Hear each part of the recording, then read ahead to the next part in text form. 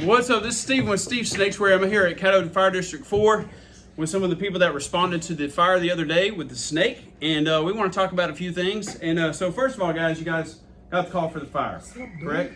So when did you find out about the snake? When did you hear about the snake?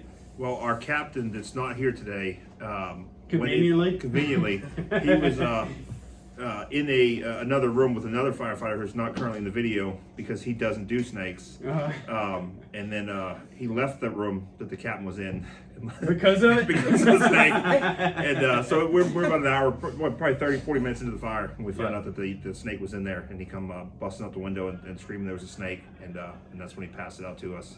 Wow. And she or he, however, whatever it is, decided that it was still going to have a little bit of energy left, and it came out kind of mad. So it was definitely interesting. But so somebody called me from your number. Who is Tyler? So we had another fireman on scene. He's not here either. He's not here either. Yeah, there's a lot. He was supposed to be here today, but he got sick. Yep. So I told him. I said my brother-in-law runs a sanctuary for snakes. I said, go get my phone off the tanker truck. I said, look up. Gave him my password to my phone. I said, look up Stephen Kennedy. I said, call that number and tell him that there is a 42-foot long, 500-pound snake, and I need someone to come get it. So yeah. So by the time I got there, I know we had to be careful with HIPAA and all that other stuff, but by the time I got there, the homeowner was there, kind of had some issues there, but the snake was already out in a cage, and it was pretty upset. It was pretty stressed out. Now you guys weren't sure about, I don't want to get into some of the stuff, but there were we pulled 2 turtles out, 2 box turtles were in there, and there were several other animals. Right, there were yes. She had a lot of animals. There was a lot of animals in the house. So the other thing though, it looked like the snake was kind of burned or whatever when we first pulled it out, when you guys first pulled it out. When I was taking a look at it while it was in the cage outside, it did look kind of like just surface burns. I did put it in the shower. Most of that stuff came off. Again, I wanted it to really calm down. It still has some black in it, which I think if it is some burns, it's just real surface. It'll come out in the next shed.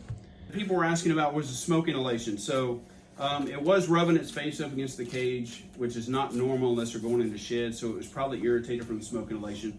The other thing is I pulled it out last night to get a video, an updated video, and it was drooling a little bit. So there's 2 things that, it could have been drooling because of smoke inhalation. The other thing is because it was pretty stressed out, went through that environment, all that situation, it could have just drank a whole bunch of water, and then I pulled it out right before it drank, right after it drank the water. And sometimes when you do that, it'll regurgitate the water. So a couple of things that I wanted to address that were comments after comments after comments in your videos. I know one comment that kept popping up was those look like firefighters, not snake people, and they were kind of confused. So I am, for those that don't know, I am a firefighter and advanced EMT. I do have all of my CPR, BLS, and EMS instructor, and I've done a lot of classes out here at District 4. I took all of my EMS classes, my first responder EMT basic, my advanced EMT classes out here at District 4. And I've actually done snake classes for some of these guys. And it looks like we got some new people here. So all the people that were on the fire need to go through my class. Yeah. So we need to set up another class. So that's one thing. I am a firefighter advanced EMT. I don't work here at District 4, but everybody out here knows me. So that's why they called me out on that fire. So I did want to address that also. And then another thing was, people were and I got to be careful with this. There was a lot of people asking about if the lady was going to get her snakes back. And so that's kind of a sticky situation. And so I kind of want to address it, but I had to be careful with it. She was not the actual owner of the snake. She was babysitting the snake. I know the person who is the owner of this snake. He has some personal things going on right now. So he had the lady babysitting the snake. In Louisiana, you have to have, through Wildlife and Fisheries, if it's a constrictor over 8 feet, or if it's venomous, you have to have a restricted snake permit.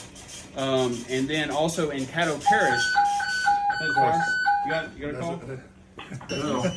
We'll be back. So while the other people are on the run, we'll go ahead and finish up the video. So the other thing that I wanted to address was about people were asking if the lady was going to get her snake back. So first of all, she was not the owner of the snake. She was actually just babysitting. I actually know the actual owner of the snake. He's got some issues going on, so that's why he let the lady babysit the snake while he's dealing with his issues. But here in Louisiana, if you have any constrictors over 8 feet, or if you have venomous, you have to have a restricted snake permit. I roughly measured the snake the other day. It's about 6.5 feet. So it's not quite at the 8 feet, but she is in Caddo Parish. And in Caddo Parish, you have to have a separate permit for anything over 3 feet.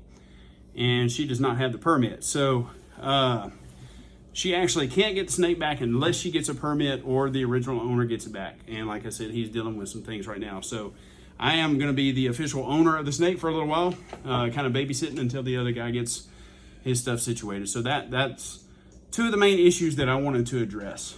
So one other question. We've got a lot of comments on the video. There was about 1,800 comments. A lot of them were saying the snake is obese. Is this snake fat? It is a little fat, but boas can be pretty fat. Okay. But honestly, it doesn't look quite, I wouldn't say obese. It is on the heftier side. But you can still kind of see some of the some of the ribs and things like that. So it's not too obese. I wouldn't use the word husky. obese. He's in the husky section. Okay. Yeah. So, but boas can be pretty fat. Some people, I think one of the earlier videos, I don't know if it was you posted or somebody else posted it. I think it was said that it was a python, but it is actually an albino. That was my fault. I'm just an ignorant. Yeah. I just knew that I could call my brother-in-law and he'd come get it. I don't know. It's an anaconda to me. Right. I mean, that's all. Right. So, but it is an albino boa. They are pretty laid back. So, here's another thing. A lot of people thought we weren't sure of how many animals she had. I mean, sometimes when you go in a house fire, you really have no idea what's in there with the smoky environment, with the dark and everything like that. So. But we did verify with the lady that there was only one snake. So we had one snake and the 2 box turtles. We got the 2 box turtles out. There were some other animals, but they were outside. Most of them were outside and things like that. So, but there was only the one snake. So in my video, so if you guys misunderstood my video, I did say that I was going on the call and we weren't sure what all we had. And that's because you guys hadn't finished, running through all the rooms yet, and I wasn't there yet. So. But it was just the one snake, so we did at least get that one out. So, yeah, you can hear our captain saying that there may be another one in there. Yeah. And the room that they were in was still full of smoke. Mm-hmm. It was actually still burning by the time you got there. Yeah, you got there pretty quick, but it was still right. a big structure. And I did go in with the captain after you guys cleared the fire and everything, and there were several cages in there. That's why he thought that there were multiple snakes. There were several cages in there, but there was nothing in those cages. So that was probably where some of the confusion was at. So, but sometimes, you run in a house fire with it smoky and fire everywhere. You're really just there to put out the fire first, Yeah. So, but yeah, it's the snake seems to be doing very well. You guys can see even on the camera, it's very active. It's moving around a lot. And if you see a little bit of the black, like I said, I don't think it's actual burns. I was looking over the scales. I think it's just kind of ash and soot that may be kind of stained in there, but it should wash off. If it doesn't wash off, it'll come off in the next shed. So it looks great. Well, so we're just glad you came and helped us out, and we appreciate you coming and picking he or she up. Yeah. Because I know when we got her out, that was great. Knew how to do that, but then you stand in the front yard with a 6-foot boa constrictor. Yeah. It was what do we do now? So we appreciate you coming out and getting them. So then I kind of have a question. I'm used to handling big snakes, but you guys aren't really. You're used to, but we're all used to handling fire hose. What was it like pulling this guy out and handling it compared to a fire hose? I was trying to balance between doing my job and having a panic attack all at the same time because it was all happened so fast. I can't just come out the window, and everyone else, including our fire chief, bailed. So I was the only one left and had gloves. So it was just, it was definitely different because you go into a house fire thinking you're gonna pull people out maybe, or God forbid something like that. But never thought in my life I'd be getting past a snake through a window. Yeah. So it's definitely a once in a lifetime experience. Yeah, it's pretty wild, man. And I know the guys in my district, they have told me if my house catches on fire, they're bringing the truck, but they're not going in. So so I guess I would be on my own on that one. Yeah, man, I appreciate you guys calling me. And, there were a couple of comments. Man, look, everybody can critique everything, and as firefighters, EMTs, paramedics, we're not going to do everything right. Everybody's going to have their own opinions about stuff.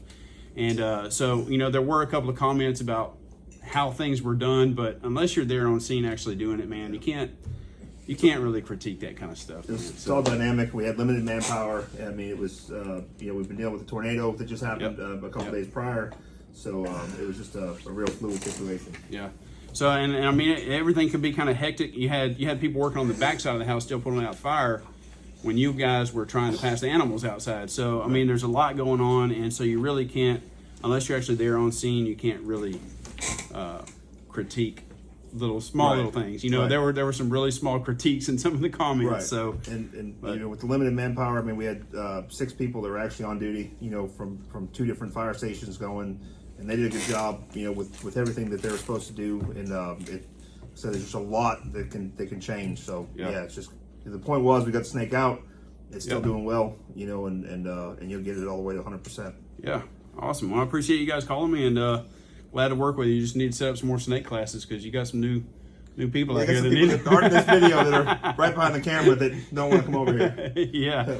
So awesome. Well, I appreciate it. Again, this is Steve with Steve Snaketuary. I appreciate Caddo Fire District 4 for calling me out, and I'm sure we'll be working with these guys a lot more in the future. So see you guys later.